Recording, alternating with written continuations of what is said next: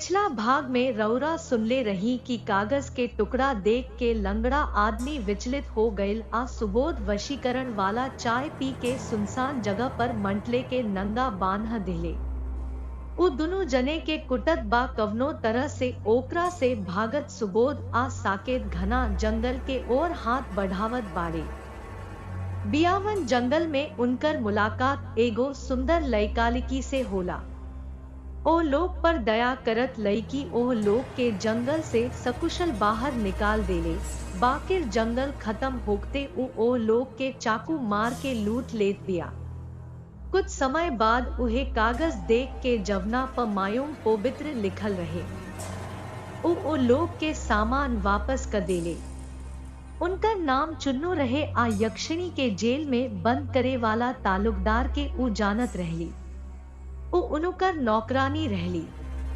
सुबोध और मेंटल ओकरा के आपन समस्या बतावेला और ओकरा से तालुकदार के घरे छोड़े के निहोरा करेला। उ मानत बाड़ी। तीनों आदमी टैक्सी में चढ़ के चल देले। अब आगे धीरे धीरे टैक्सी अपना मंजिल पर पहुंच गई। ई गुवाहाटी के उपनगर दिसपुर रहे, जहां चुन्नू से टैक्सी रोक देहलस। वहां से मंत्रालय के लगे एगो जगह पर एगो बहुत भव्य कोठी से ठीक पहले तीनों लोग टैक्सी से उतर के बाहर आ गईले। तोहार मंजिल सामने बा, ओहिजा तालुकदार मिल जाई। आहा, गलती से भी हमार परिचय मत कर, ना तो हो सकेला कि उ लोग कुछ ना बतावे। चुन्नू कहलस। काहे? रउआ ओ लोग के घर चोरा ले रहनी। मंटले ओकर बात सुनले आ कहलस, हमार नाम चुन्नू हा, हम तोहरा के यहाँ मार देव। नुन्नू थप्पड़ मारब त अंडा तोहरा हाथ में आ जाए। तोहार मादर चोट कहीं। उ साकेत के एक्टर देखत कहले, रउआ आपन परिचय देवे से मना कर देनी। उनका कुछ बतावे के पड़ी। ना त हमनी दोनों जाना के शक के नजर से देखल जाई। सुबोध विनम्रता से कहले, ना वो बस हमरा के पसंद नहीं की करत। एक बेर फोटो शूट करा के देखावे चल गईनी ओकरा से, जवन उ देखे से मना कर दिली। वो कहली कि का देखे के बाद जब हम खिसिया गईनी त हम इहो कहनी कि रउआ हमरा सुंदरता से ईर्ष्या करत बानी। तू ईर्ष्या करत बाड़ू, बस उहाँ रुक गईनी। उहो ठाकुर, उहो ना पीछे हट गईल ना हम त बस आपन नौकरी छोड़ देले बानी। चुन्नू तूफान के रफ्तार से बोलल। लोहा के गरम देख के मेंटल सही समय पर सही जगह पर प्रहार कैलस। उ कहले, ना तू बेबोपुरी हाउ, कैसन लागत बाड़ू। ठीक ओइसी जैसे पाली, बिल्कुल जिटरी। आ रौरा बिल्कुल टोन हो गईल बानी। रौरा सचो कवनो फैशन शो में होखे के चाही। रउआ ग्लैमर से भरल बानी। चुन्नू जी के दिल मेंटल के बात से ठंडा हो गई। चुन्नू जेब से एगो छोट बक्सा निकाल के मेंटल के देके कहली, तू हमरा के खुश कर देहनी राख। जब भी रौरा कवनो खतरा के जानकारी होखे त ओकरा के मुक्त कर दी आ ओकरा बाद ओकर भौंकत देखल जा। अच्छा, एह छोटका बक्सा में का बा? सुबोध पूछले। सांप के काटला के सबसे उन्नत प्रकार के बुटकू कहल जाला। अपना जहर से एके बेर में 100 लोग के मार देला आ अधिकतम 3 बेर रिलोड भी करेला। चुन्नू हंसत कहलस, बाबूजी इतना खतरनाक बा। दोनों जाना एक संगे बतियावत रहले, लेकिन अगर ओकरा बाद 3 बेर रिलोड हो गईल तब बेकर कवनो फायदा नहीं थे। मेंटल पूछ ले। हाँ, लेकिन ओकरा से पहले ओकर परिचय बुटका से करावे के पड़ी। अगर रउवा छोट बानी त एकरा के हल्का में ली। आँखी मिचौली आ कहलस। दोनों मुस्कुरा के कहलस कि हाँ, हम समझ गए हैं। दोनों वहां से निकले लगले। ओ लोग कुछ देख चलल हुई है कि चुन्नू वापस ओ लोग के ओर आके आपन बड़का छुरी सुबोध के देके कहलस, इहो राखी। लोग के जाने कब कवना तरह के जरूरत हो सकेला। तू लोग हमरा के इमोशन कर देनी, एही से हम सब कुछ दे रहल बानी। सुबोध ओकरा से छुरी लेके चल गईली। तब ओहिजा से निकल गईली औरी सुबोध मेंटल भी कोठी के ओर बढ़े लगली। अचानक सुबोध चलल बंद कर देले चल गईले। जब मंटले एकर कारण पूछले त उ कहले देखी हमरा कुछ जरूरी बात बतावे के बा। त निश्चल आदमी निहन सुन ठीक बा। मेंटल मासूमियत से कहलस। सुबोध बोले उ राजा लोग यहाँ जात बा ठाकुर साहब, त कवनो बुरा मिजाज ना होखे के चाही। काहे कि लंगदीन हमनी के वैसे भी मौका देले रहे कि ठाकुर लोग कवनो गलती हुई त सीधा तलवार के पार करी है। कुचल गईली झोपड़ी के बारे में कुछ समझ में आई का भाई? अगर यह ठाकुर नामा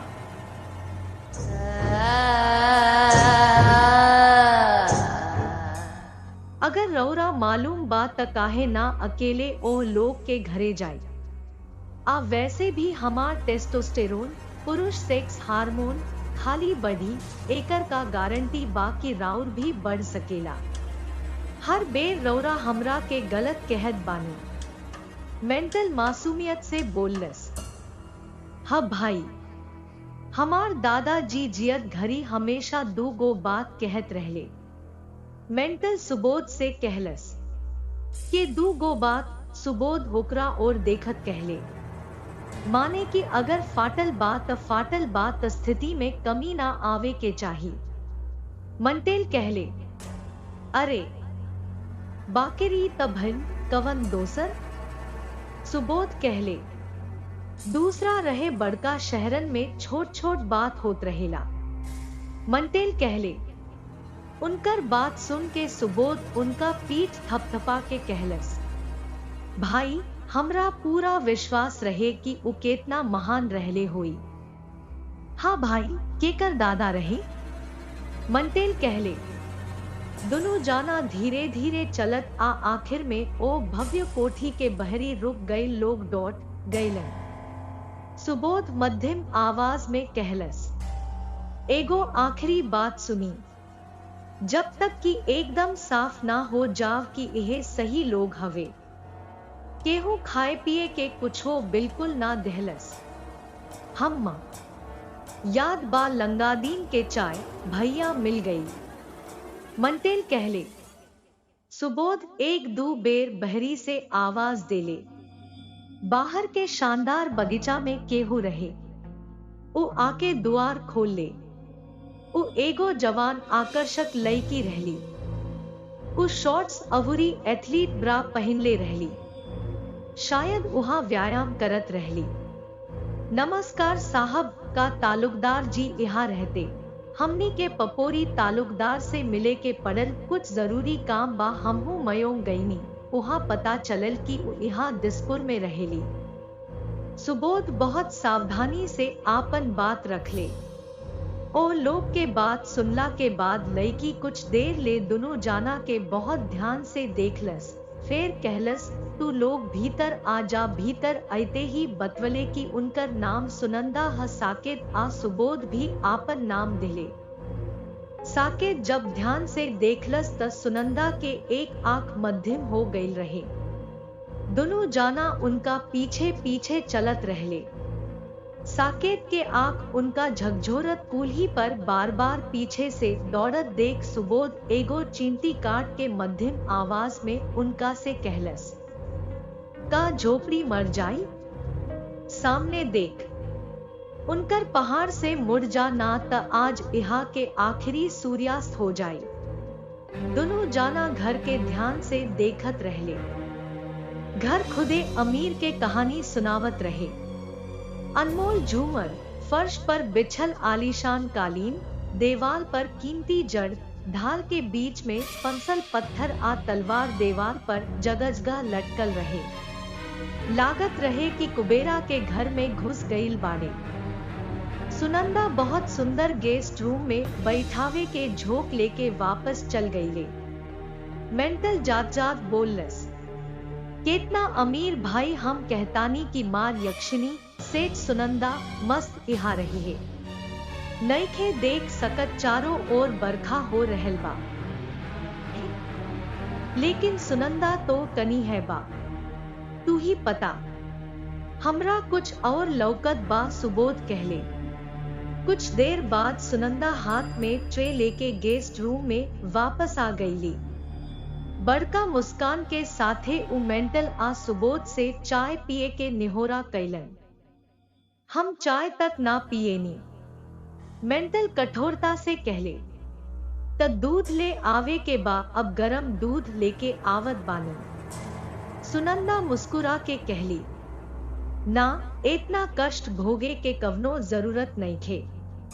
उ कहा, आज हमनी के निर्जला के व्रत बा, काला सूर्य नारायण के देखला के बाद ही कुछ खाएब जा। अब सुबोध साफ साफ बोले बाड़े, दिल के मधुर सुनंदा जितना अच्छा मन करे, कह के चाय वापस लेके चल गईली। कुछ देर बाद पपोरी वहां आ गई। उस सफेद रंग के टाइट सलवार कुर्ता पहनले रहले। उनकर बाल आगे के ओर कुछ घुंघराला रहे, लेकिन बहुत सलीका से खींचल रहे। गला में अनमोल हार रहे। आ ओकरा हाथ में पुखराज आ पन्ना के अंगूठी रहे। ओहो उतने गोरी रहली जतना सुनंदा। उनकर देह पूरा तरह से विकसित हो गई रहे। उनुका पहुंचते सुबोध अवूरी मंटले उनुका के अभिवादन करे खाती अपना सीट से उठ गईले। अवूरी उनुका के इज्जत देले। अरे अरे बैठल रहा, पपोरी कहलस। तीनों लोग एक संगे वहां बैठल रहले। सुनंदा से पता चलल कि आप लोग यहाँ पुण्य से आइल बानी, बताव कि हम तोहार कैसे मदद कर सकीले। पपोरी दोनों जाना से धीरे से कहलस, हाँ हम मयों से ना आइल रहनी, हम ओहिजा कुछ खोजे गइल रहनी। सुबोध कोमल रवैया से कहले, फिर न्यूयॉर्क से आवत बानी। पपोरी दोनों जाना के कपड़ा आ रूप देख के कहलस, रौरा त बहुते मजाकिया लागत बानी। सुबोध मामला के संहार के कहले, रौरा त खुदे एकर शुरुआत कैले बानी, बीच नदी में हाथ धोवनी।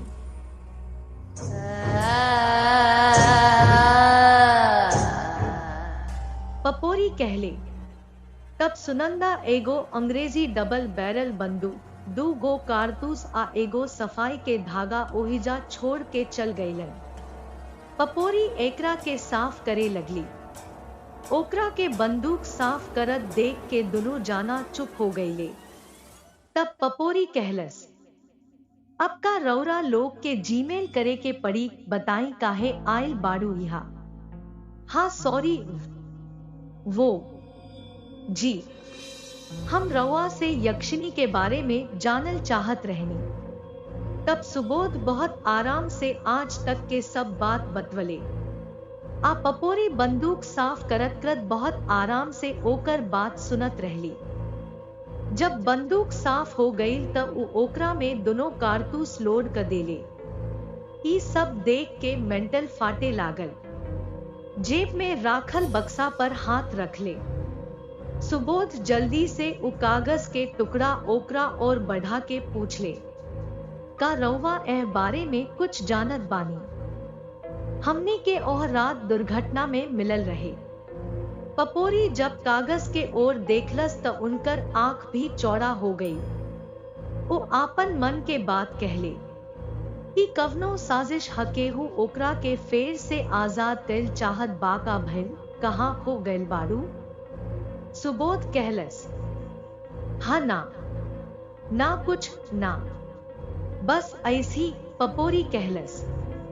उ एगो लंबा सांस लेत कहले, हो ना हो ई त ओमे से एगो हाँ हम दावा के संगे कह सकतानी। उके हाँ? सुबोध पूछ ले।